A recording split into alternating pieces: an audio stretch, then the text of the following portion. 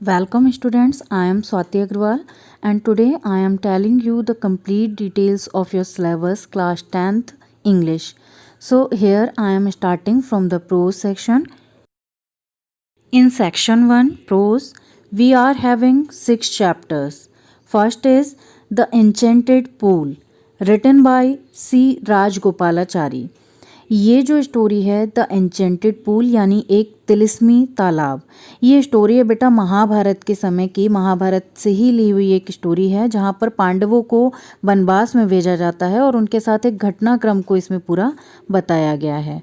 इसके अलावा next is a letter to God, यह एक किसान की कहानी है जो कि बहुत परेशान हैं। हम लोग जानते हैं कि हमारे किसान बहुत मेहनती होते हैं, लेकिन जब कभी बारिश नहीं होती है या बारिश बहुत ज़्यादा हो जाती है तो उनको कई परेशानियों का सामना करना पड़ता है। तो ऐसी ही उसकी किसान की मजबूरी को इसमें दिखाया गया है और उसका अटूट विश्वास दिखाया गया है ईश्वर में।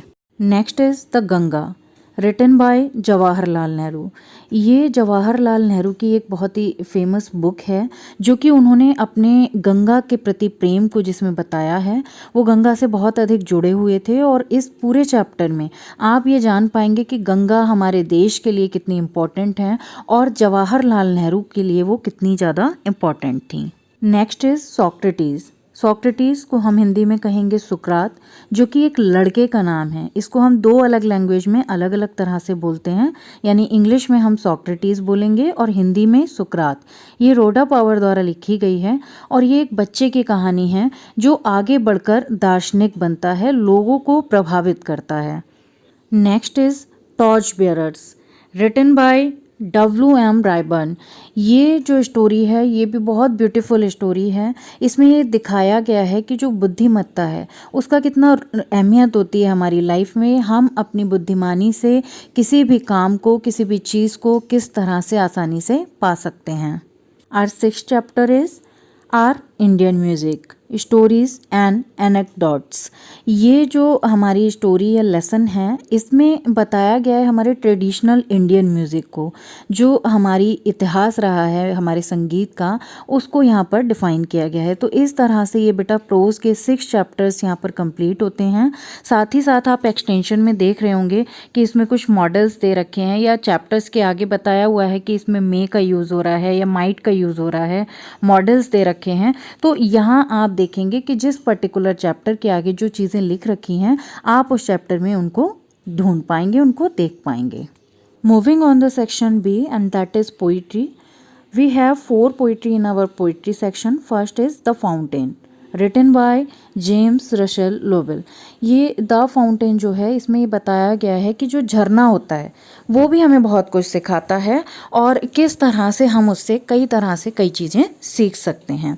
इसके अलावा हमारी जो नेक्स्ट पोएम है वो है द सैम ऑफ लाइफ, यानी हमारे जीवन का मंत्र, किस तरह से हमारी जो लाइफ होती है हमें उसको जीना चाहिए। इस स्टोरी में इसको बताया गया है और ये लिखी गई है H.W. लॉन्गफेलो द्वारा।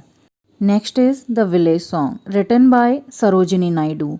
ये जो पोएम है ये रिसेंटली एडिड है आपके सिलेबस में। इससे पहले परफेक्ट लाइफ नाम से एक पोएम हुआ करती थी, लेकिन अब हम अपने सिलेबस में द विलेज सॉन्ग पढ़ते हैं।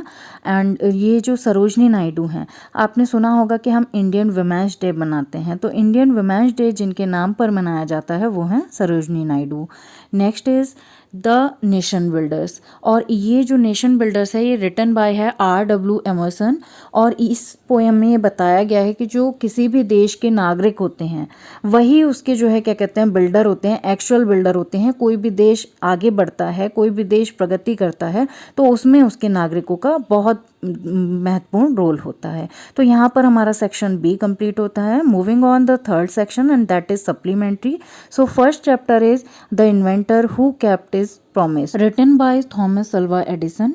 इसमें ये एडिसन की कहानी है जिन्होंने अपने आप से एक प्रॉमिस किया, जिन्होंने अपने देशवासियों से ये कहा कि वो कुछ ऐसी चीज़ बनाएंगे जिससे उनके नागरिक खुश हो जाएंगे, जिससे उनके जीवन में एक बिल्कुल ही अलग चेंज आ जाएगा। तो इस तरह से ये स्टोरी है थॉमस अल्वा एडिसन की।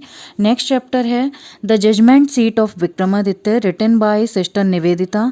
और ब्रैकेट में आप देखेंगे कि अडेप्टेड लिखा हुआ है। तो अडेप्टेड का मतलब होता है कि इसको वहाँ से लेकर के कुछ चेंजेस के साथ आपके सामने प्रस्तुत किया गया है। यानी ये ओरिजिनली वहाँ से बिल्कुल वैसी ही नहीं ली गई है, इसमें कुछ सुधार करके आपकी बुक में एज ए लेसन इसको दिया गया है। तो ये कहानी है विक्रमादित्य की, जो कि एक ग्रेट जज रहे हैं हमारी हिस्ट्री में, उनकी पूरी कहानी को इसमें बताया गया है। Last one is my greatest Olympic prize written by Jesse Owens. तो यहाँ पर एक ओलंपिक के गेम के बारे में बताया गया है। तो इस तरह से बेटा ये आपके सिलेबस की डिटेल्स कंप्लीट होती हैं। In my next video I will share the details of your grammar portion. So till then, thank you.